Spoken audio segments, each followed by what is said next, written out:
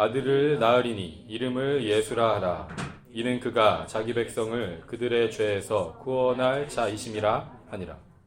아멘. 자기 백성을 죄에서 구원할 자라는 제목으로 하나님의 말씀 같이 나누도록 하겠습니다. 우리가 지난 4주간, 오늘까지 포함해서 4주간의 기간을 강림절로, 아드벤트 기간으로 지냈어요. 그래서 이 강림절이 크리스마스가 있기 바로 직전까지의 그 4주간을 의미한다고 제가 말씀드렸었고, 그 기간 동안 그리스도 안에 있는 소망에 대해서, 그리고 평화에 대해서, 기쁨에 대해서, 사랑에 대해서 우리가 묵상하고 예수 그리스도를 기다리는 기간이라고 나눴었습니다. 그래서 오늘이 이제 그 네 번째로 사랑에 대해서, 예수 그리스도 안에 있는 그 사랑에 대해서 우리가 나누게 된 날이고 또 성탄주일입니다. 간략하게 우리가 다시 한번 이 오늘 이제 사랑에 대해서 우리가 나누겠지만 앞에 세 가지에 대해서 한 번 더 기억을 해본다면, 예수 그리스도 안의 소망, 그 소망이 예수 그리스도가 이 땅에 오셨던 것처럼, 아기 예수님으로 이 땅에 오셨던 것처럼 다시 재림의 그 날에, 마지막 때에 예수님이 다시 오실 것이다. 그래서 영원한 그 생명으로 우리를 이끄실 것이다 라는 그 소망으로 우리가 이 땅을 살아간다는 거예요. 그래서 우리가 예수 그리스도 안에 소망을 가지고 이 성탄절을 기다린다 라고 나눴었어요.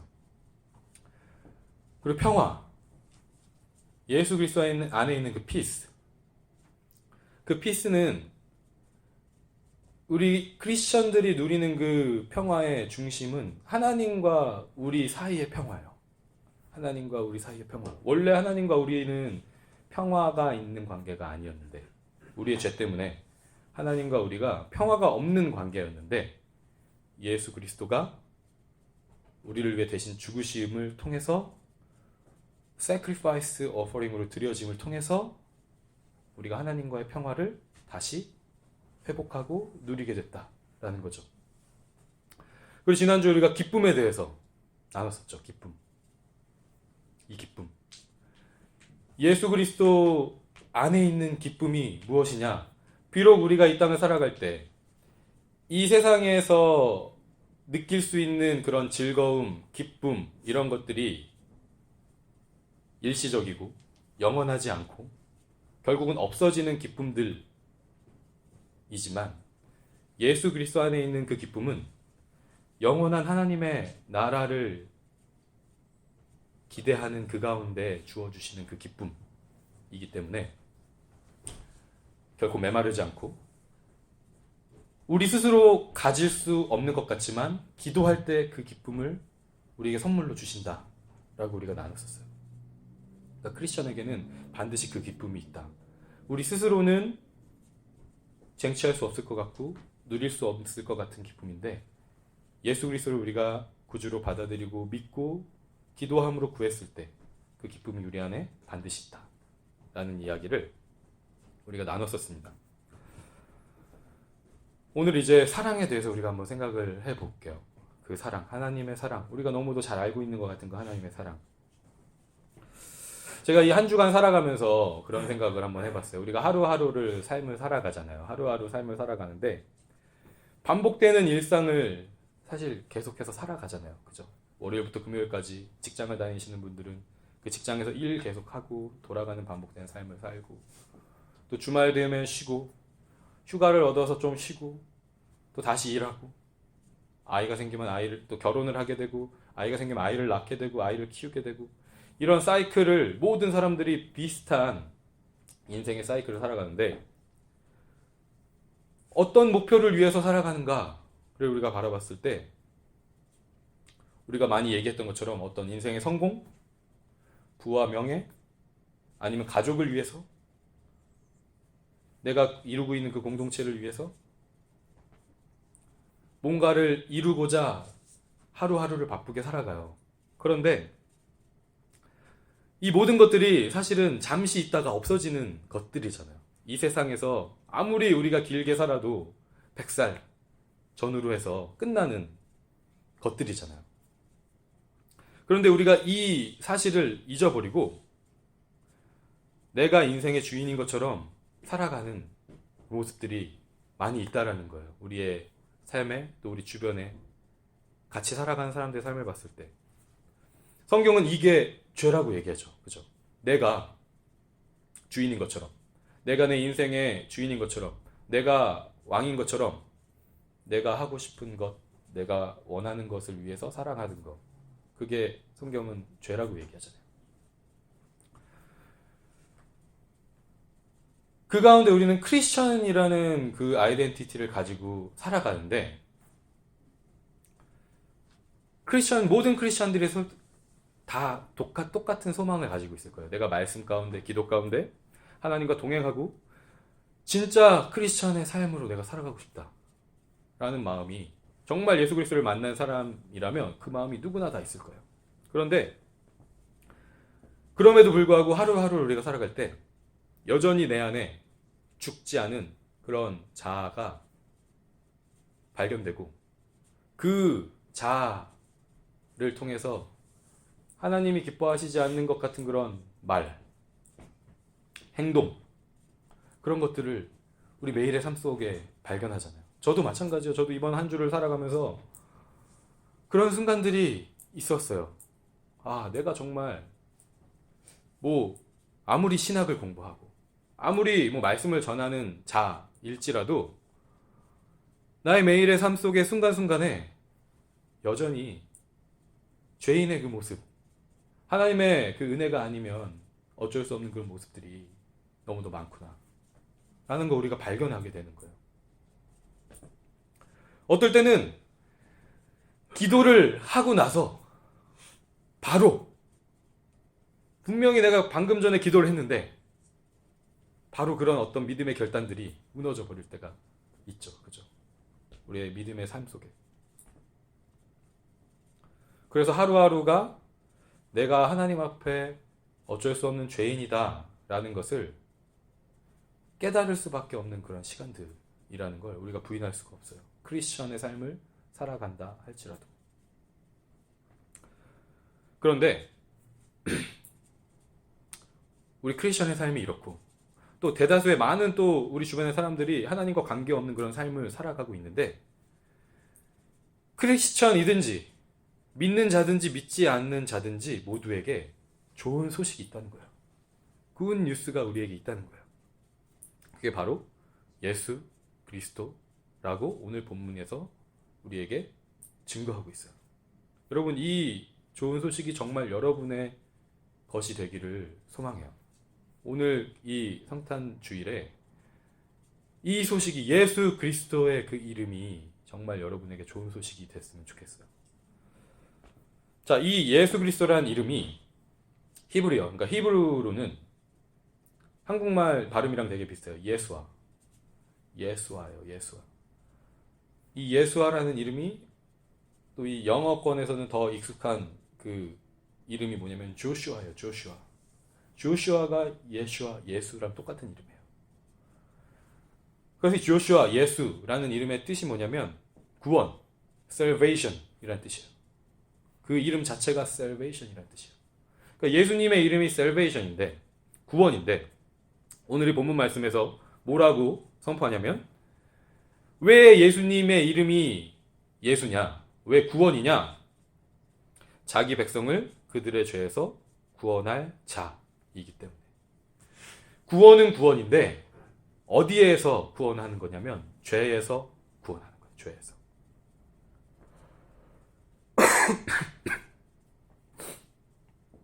예수님은 우리가 스스로 해결할 수 없는 그 죄의 문제를 해결하기 위해서 이 땅에 오신 거예요.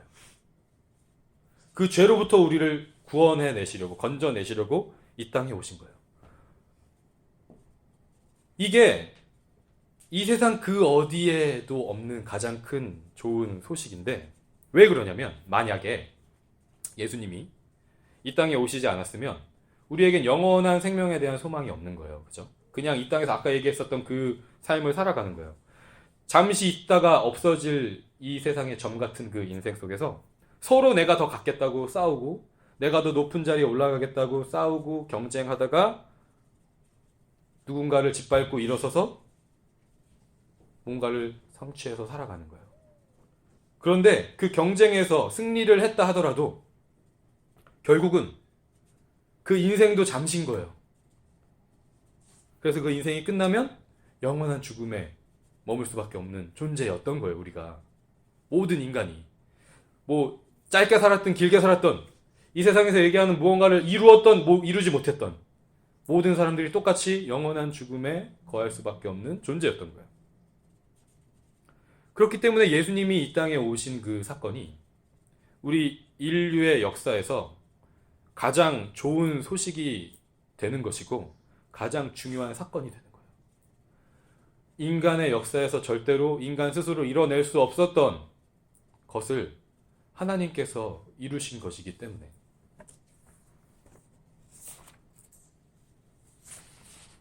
그런데 예수님이 사실은 사람들이 예상하고 생각하고 했었던 그런 모습과는 다른 모습으로 이 땅에 오셨다는 걸 우리가 성경의 이 크리스마스 이야기를 보면 알 수가 있어요.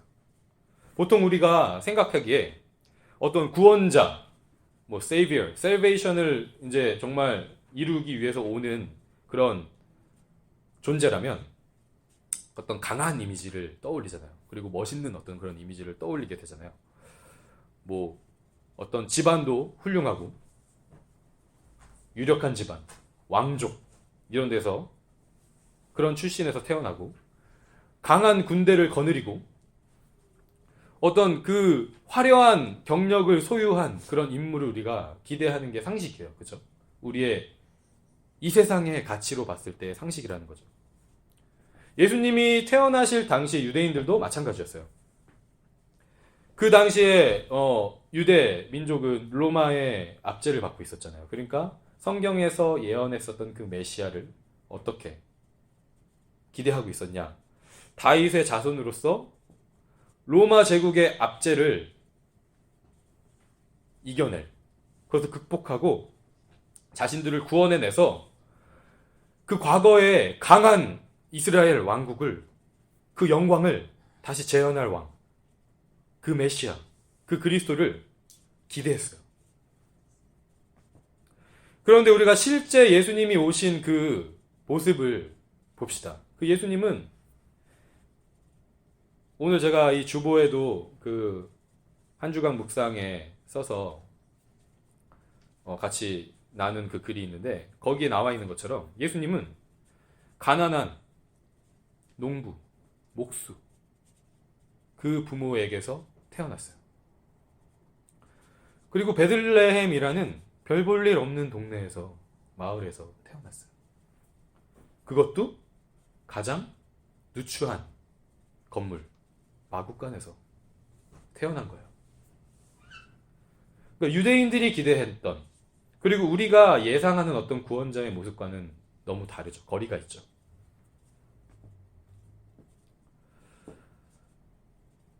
오늘 우리가 마태복음 1장 21절을 읽었는데 그 앞에 마태복음 1장을 시작하는 그 내용이 뭐냐면 예수님의 족보예요. 예수님의 지니얼러지가 있는데 예수님이 어떤 족보 가운데서 태어나셨는지를 기록한 게 마태복음 1장을 시작하는 내용이에요. 근데 그 족보를 보면 우리의 예상이 더 뒤집혀져요. 이 족보에는 아주 독특한 점이 있어요. 어떤 독특한 점이 있냐면 보통 그 족보에는, 특별히 고대의 족보에는 여인들의 이름, 여자들의 이름이 들어가지 않아요. 남자들의 이름만 들어가는 거예요, 족보에는. 그런데 이 예수님의 족보에는 여자의 이름이 포함되어 있어요. 그럼 왜 이 여자들의 이름이 들어가 있는 것일까? 이 족보가 좀 더 돋보이게 하는 인물들일까? 그 인물들이, 그 여인들이? 그게 우리의 질문인데 그들의 면면을, 그들이 성경에 어떻게 기록되어 있는지를 우리가 보면 그렇지 않다는 걸 우리가 알 수가 있어요. 마태복음 1장 3절부터 6절까지 제가 앞에 준비가 돼 있을 거예요. 예. 제가 한번 읽어 드릴게요. 여러분도 따라서 그냥 눈으로 같이 읽으셨으면 좋겠습니다. 유다는 다말에게서 베레스와 세라를 낳고, 베레스는 헤스론을 낳고, 헤스론은 람을 낳고, 람은 아비나답을 낳고, 아미나답은 나손을 낳고, 나손은 살몬을 낳고, 살몬은 라합에게서 보아스를 낳고, 보아스는 룻에게서 오벳을 낳고, 오벳은 이새를 낳고, 이새는 다윗 왕을 낳으니라. 다윗은 우리야의 아내에게서 솔로몬을 낳고, 라고 기록되어 있죠. 여기 보면 4명의 여인이 나와요. 첫 번째 나오는 여인이 다말이에요. 다말이 어떤 여인인가? 창세기 38장에 이 다말이 어떤 여인인지가 나오는데, 일단 이 여인은요, 이방인이에요. 가나안 사람이에요. 유대인 혈통이 아니에요. 그리고 유다가 이 다말을 통해서 아들을 낳았다 그랬잖아요. 근데 이 다말은 원래 유다의 며느리였어요. 며느리. 유다의 첫째 아들이 이 다말과 처음에 결혼을 했는데 그 아들이 죽은 거예요. 그래서 그 당시에는 남편이 죽으면 그 형제에게로 그 아내를 이제 대물림을 할 수 있도록, 여인이 남편이었고 자식이 없다는 건 그 당시에 보호를 받을 수 없다는 것을 의미했기 때문에 둘째 아들에게 그 다말이 다시 이제 또 아내가 된 거예요. 둘째 아들의 아내가. 근데 그 둘째 아들이 자손을 다말을 통해서 낳는 것을 거부했어요. 그리고 또 이 둘째 아들이 죽어요. 근데 이제 셋째 아들이 있는데 셋째 아들이 너무 어린 거예요. 아직. 이 다말이 셋째 아들의 와이프가 되기는 너무 어린 거예요. 그래서 유다가 다말에게 약속했어요. 이 셋째 아들이 나중에 어른 되면 그때 너가 이 셋째 아들의 아내가 돼서 자손을 이어갈 수 있도록 해줄게 라고 약속했어요. 그런데 유다가 이 약속을 지키지 않은 거예요. 그 시간을 기다렸는데 그 약속을 지키지 않은 거예요. 그래서 이 다말이 자기 집에 돌아가 있었는데, 유다가 자기가 돌아가 있는 그 지방으로 온다라는 소식을 듣고 창녀인 척을 해서 창녀로 자기를 이렇게 꾸며서 유다가 자기를 안도록, 그래서 유다가 다말과 동침을 함을 통해서 아들을 낳게 돼요. 여러분 이게 무슨 스토리예요? 막장 드라마잖아요. 그죠? 너무 이런 스토리가 왜 예수님의 족보에 있어야 하는가? 여러분 그런 의문 들지 않으세요? 죄인의 그런 모습들이 고스란히 담겨있는 유다의 죄, 그 며느리를 속여서 자손을 이어갈 수 없도록 한 유다의 죄, 그리고 음행의 죄, 이런 것들이 그 스토리 안에 녹아있는 거예요. 여러분 라합은 어떤 인물인가? 라합은 여호수아 2장과 6장에 나옵니다. 라합은 여호수아 2장과 6장에 나오는데, 이 라합은 여리고라는 그 도시에 살고 있었던 기생이었어요. 그러니까 창녀죠. 마찬가지로. 이 여리고라는 도시를 정복하기 전에 정탐꾼을 보냈을 때 이 라합이 그 정탐꾼들을 숨겨줬어요. 하나님에 대한 그 소식을, 하나님에 대한 그 능력의 하나님에 대한 그 메시지를 듣고 나도 그 하나님의 백성이 되고 싶다라는 고백으로 그 정탐꾼들을 숨겨줬어요. 그리고 나중에 그 여리고를 정복할 때 그 공로를 이스라엘 백성들이 기억하고 이 라합을 살려주죠. 그 모든 다른 여리고의 모든 다른 백성들은 죽임을 당했는데 이 기생 라합은 구원을 받아요. 어쨌든 라합도 이방인이었고요, 기생이었고 창녀였어요. 자, 세 번째로 루스가 나오는데, 이 루스는 룻기라는 그 책의 주인공이잖아요. 이 룻기라는 책의 주인공인데 이 룻은 출신이 어디냐면 모압이라는 땅의 그 민족의 여인이에요. 그래서 그 며느리 우리가 잘 알고 있는 나오미가 그 남편과 아들들과 같이 이스라엘이 머무르고 있었던 그 땅에 흉년이 들어서 모압 땅으로 이주했을 때 이 여인들과 결혼도 하고 근데 또 거기서 남편들이 다 죽어요.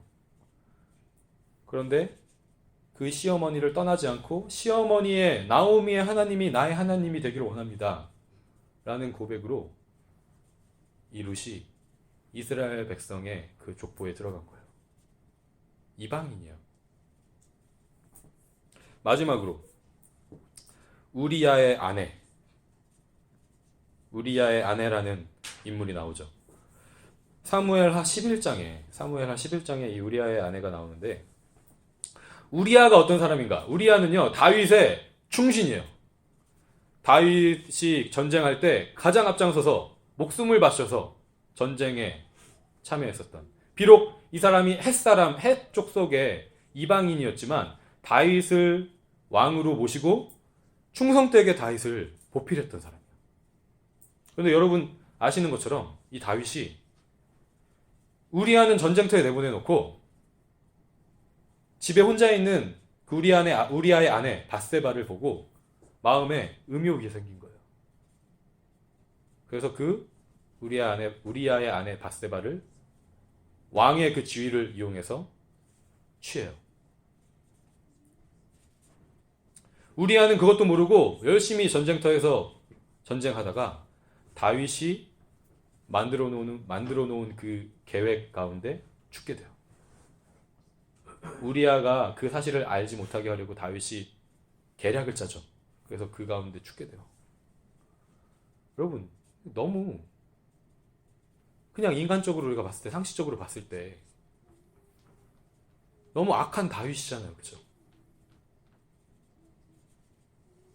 막장 드라마가 있어도 이렇게 막장이 없을 것 같은 그런 이야기들이잖아요. 그러니까 이 족보에 예수님의 이 지니얼로지에 이들의 이름이 있다라는 것은 뭐냐면 죄인들, 이방인들, 하나님의 그 구원을, 하나님의 그 사랑을 받을 자격이 없는 것 같은 그런 스토리들이, 그런 역사들이 이스라엘 백성들의 역사 가운데 또 우리의 삶 가운데 있다라는 거예요.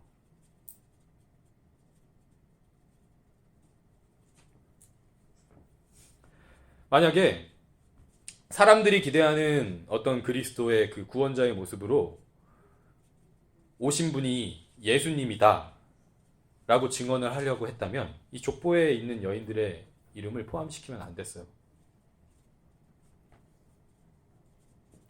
그런데 예수님이 그 이름의 뜻대로 자기 백성을 죄에서 구원할 자이시다라는 것을 선포하시기 위해서 이 족보에 이 여인들의 이름을 포함시킨 거예요. 언급한 거예요. 이 마태복음을 그 당시에 읽었었던 유대인들은 알았겠죠. 자기들의 역사잖아요. 그죠? 자기들이 구약 성경을 통해서 계속 읽어왔던 내용들이고 전에서 항상 이야기를 대대로 들었었던 이야기들이고 그 여인들이 누구인지, 그 여인들이 어떤 스토리를 가지고 있는지 의아했을 거예요. 왜 이 족보에 예수님, 이 그리스도의 족보에 왜 이 여인들이 들어있을까? 이 족보를 통해서 하나님이 우리에게 말씀하시는 거예요. 뭐라고 말씀하시느냐? 예수 그리스도는 죄 없는 자를 구원하러 이 땅에 오신 게 아니다 라는 거죠. 예수 그리스도는 순수한 유대인 혈통의 사람들만을 구원하러 이 땅에 오신 것이 아니라는 거예요. 예수 그리스도는 죄인을 구원하러 오셨고 유대인과 아무 관계가 없는 이방인들까지, 그러니까 모든 민족을 그들의 죄에서 구원하러 이 땅에 오셨다는 거예요. 이 예수 그리스도의 구원은 우리의 어떠함으로 인한 게 아니라 하나님의 사랑과 은혜로 인한 것이라는 거예요. 예수 그리스도는 그분의 사랑과 은혜로 저와 여러분을 죄에서 구원하러 이 땅에 오셨다는 거예요. 이것보다 기쁜 소식이 여러분 어디 있겠습니까? 우린 아무 관계가 없어요. 원래 하나님과. 출신으로도 혈통으로도 아무 관계가 없어요. 그런데 예수님이 그 모든 관계들을 뛰어넘는 그 사랑과 은혜로 이 땅에 오셨다는 거예요. 이 소식이 우리에게도 진정한 그 좋은 소식이 되려면 우리 안에 내재되어 있는 우리도 모른 채로 가지고 있는 그런 고정관념들, 상식들 이런 것들을 깨뜨리고 하나님의 말씀을 있는 그대로 받아들일 수가 있어야 돼요. 자, 족보를 통해서 이미 하나님이 우리의 고정관념을 깨뜨리셨어요. 우리가 생각하는 다윗의 자손, 구원자, 왕, 그리스도의 이미지를 깨뜨리셨죠. 어떤 특별한 출신 성분을 가진 자들만을 위한 구원자로 예수님이 오시지 않았다라고 선포하는 거예요. 그리고 이 예수 그리스도가 모든 죄인과 이방인들을 구원하시러 오신 구원자다라고 다시 그걸 정의하는 거예요. 그런데 오늘 본문의 이 말씀을 좀 더 이제 보면 또 하나의 고정관념을 깨뜨리는 게 있어요. 오늘 이 본문 말씀이 이제 1장 21절인데 1장 그 족보가 이제 끝나고 나서 18절부터 25절까지에 나오는 내용이 뭐냐면 요셉이 꿈을 통해서 하나님의 그 말씀을 듣게 되는 장면이 나와요. 여기 보면 마리아가 요셉이랑 약혼은 했지만 동거하지 않았어요. 그런데 성령으로 잉태가 된 거예요. 임신이 된 거예요. 여러분 남자 입장에서 어떻겠어요 그게. 말도 안 되는 거잖아요. 그죠? 어떻게 그걸 믿냐고요. 그렇게 일어날 수 없는 일인데 어떻게 그걸 믿냐고요. 그런데 그날 밤에 하나님의 사자가 요셉의 꿈에 나타나요. 재밌죠? 창세기의 요셉도 꿈으로, 창세기에 나오는 요셉도 꿈으로 하나님의 그 뜻을 알았잖아요. 여기도 마찬가지예요. 이름이 똑같은 요셉인데 꿈으로 하나님이 말씀하시는 거예요. 다 의미가 있는 거예요. 구약의 그 요셉이 꿈으로 하나님의 뜻을 알았던 것처럼 여기도 마찬가지. 그 당시에도 말도 안 되는 꿈을 꿨죠, 요셉이. 그죠? 말도 안 되는 꿈을 꿨던 것처럼 여기서도 그 꿈을 통해서 하나님이 말도 안 되는 이야기를 하시는 거예요. 뭐라고 말씀하시냐? 꿈에 나타나서 마리아의 임신에 대해서 두려워하지 말래요. 무서워하지 말래요. 왜냐하면 그 임신이 성령으로 된 거야. 두려워하지 마. 가서 그 안에 데리고 와. 라고 얘기하는 거예요. 그리고 세 가지를 얘기합니다. 세 가지가 어떤 세 가지를 얘기하냐면 너가 아들을 낳을 거야. 그게 첫 번째고요. 두 번째로 아들을 낳으면 이름을 예수라고 지어. 자기 백성을 죄에서 구원할 자라는 뜻이야 라고 알려줘요. 그리고 하나 더 확실하게 뭐라고 말하냐면 이게 하나님께서 지금까지 선지자를 통해서 말씀하신 것을 성취하는 거야. 그러면서 보라 처녀가 잉태하여 아들을 낳을 것이요 그의 이름을 임마누엘이라 하리라 라는 그 말씀으로 이 요셉에게 확신을 줘요. 자, 그런데 여러분 생각해 보세요. 특별히 뭐 이렇게 뭐 사이언스나 뭐 이런 거 여러분 다 우리 배웠잖아요.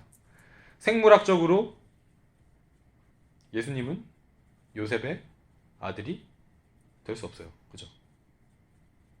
우리 위소 생물학 전공이잖아요. 엄마 거만 받았잖아요. 생물학적으로 요셉의 입장에서 봤을 때 예수님은 요셉의 아들이 아니잖아요. 근데 천사가 뭐라 그러냐면 그거 너의 아들이야 라고 얘기하는 거예요.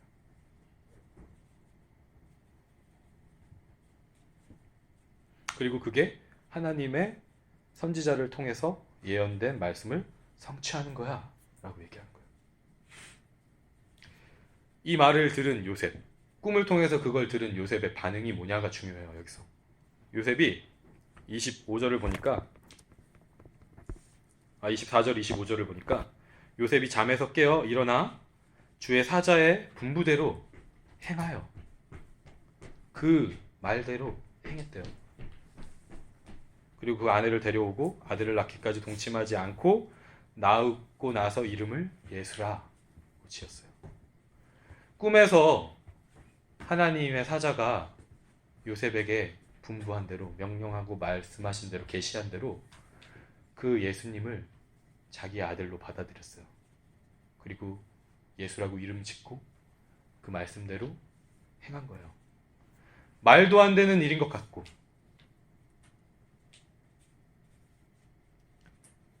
절대 믿을 수 없는 것 같은, 자기의 상식선에서 자기가 그동안 생각하고 배우고 경험했던 것에서 절대 이해할 수 없는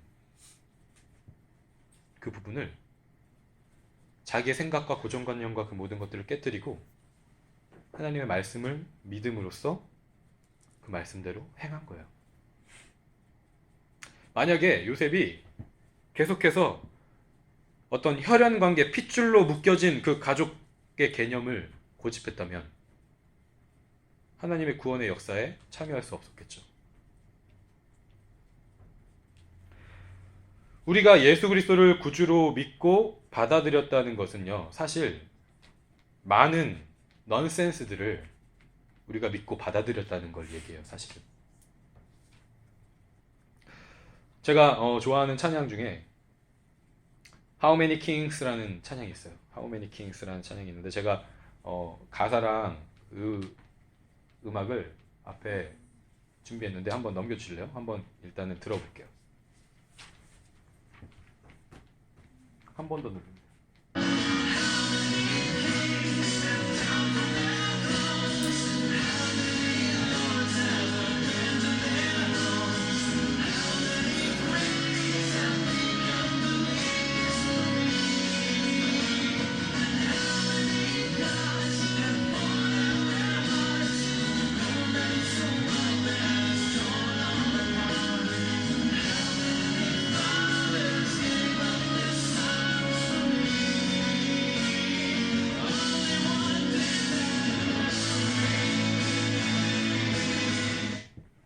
다음에 가사가 다시 나올 거예요. 예.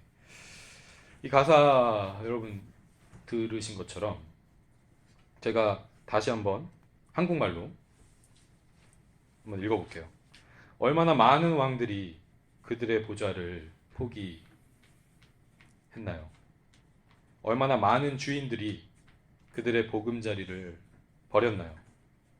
얼마나 많은 위인들이 작은 자가 되기를 자처했나요? 얼마나 많은 왕들이 갈기갈기 찢긴 이 세상을 향한 사랑으로 그들의 마음을 쏟아부었나요? 얼마나 많은 아버지들이 나를 위해 그들의 아들을 포기했나요? 오직 한 분만이 나를 위해 이 일들을 하셨습니다. 이 가사의 내용이 이거잖아요. 그렇죠? 여러분 여기 내용을 보세요. 다 비상식이에요. 넌센스예요. 어떤 왕이 자기의 그 보좌를 포기하고 종이 되기를 선택합니까? 어떤 주인이 자기가 소유하고 있는 그 안락한 그 집과 그 모든 것들을 포기합니까? 어떤 위대한 자가 스스로 난 아무것도 아닌 자라고 그 자리를 내려놓고 그 모든 명성과 그 모든 영광을 내려놓고 작은 자가 됩니까? 어떤 왕이 정말 보잘것없는 아무 가치가 없어 보이는 이미 다 찢길 대로 찢겨져 있는 세상을 사랑해서 거기에 마음을 둡니까? 좋은 어떤 강성한 나라를 갖기 원하죠. 어떤 아버지가 자기 아들을 다른 사람을 위해서 죽입니까? 다 넌센스인 거예요. 여러분이 예수님을 믿음으로 받아들였다는 건요, 우리가 이 세상에서 배우고 가치를 두고 하는 그 상식과 개념과 고정관념을 이미 깨트리고 하나님이 정의하신 그 사랑을 내가 받아들였다는 거예요.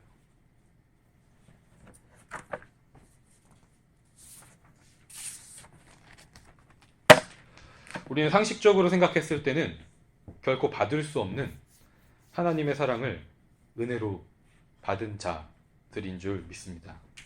하나님의 사랑이 이 세상의 상식에 의해서 정의되는 사랑이라면, 다시 말해서 은혜가 아니라 자격이 있는 어떤 사람들만 받을 수 있는 사랑이었다면 모든 사람들에게 그건 좋은 소식이 아니에요.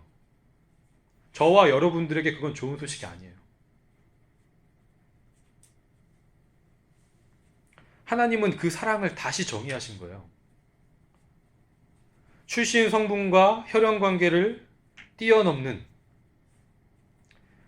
은혜로 주어지는 사랑이다라는 거예요. 그래서 그 사랑을 받아들인 크리스천들의 공동체, 그 믿음의 공동체는 이 세상에 존재하지 않았던 새로운 모습의 공동체인 거예요. 출신 성분과 관계없이 자기가 죄인이라고 고백하는 모든 사람들이 하나님의 그 사랑을 받음으로써 하나 되어 모인 공동체. 이 세상의 공동체는 이 세상의 지위와 이 세상의 어떤 직업과 이 세상에서 내가 얼마나 많은 것들을 이뤘는가로 사람들을 판단하고 자리를 주잖아요. 그런데 우리가 새롭게 하나님 안에서 이룬 이 공동체는 그런 베이스 위에 세워진 공동체가 아니라는 거예요.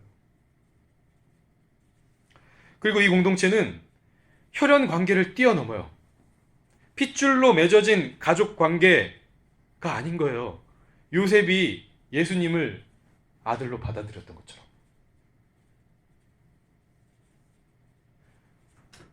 하나님이 그렇게 예수님을 요셉의 아들로 받아들이게 하셨기 때문에 우리가 하나님의 자녀가 될 수 있는 거예요. 핏줄로 맺어진 관계가 아니기 때문에. 그래서 이 크리스천의 공동체는 하나님의 그 사랑으로 내가 하나님의 자녀가 되었습니다 라고 고백하는 사람들이 모인 영적인 가족, 공동체라는 거죠. 하나님은 이 사랑의 메시지를 꿈을 통해서 요셉에게 전하셨고요.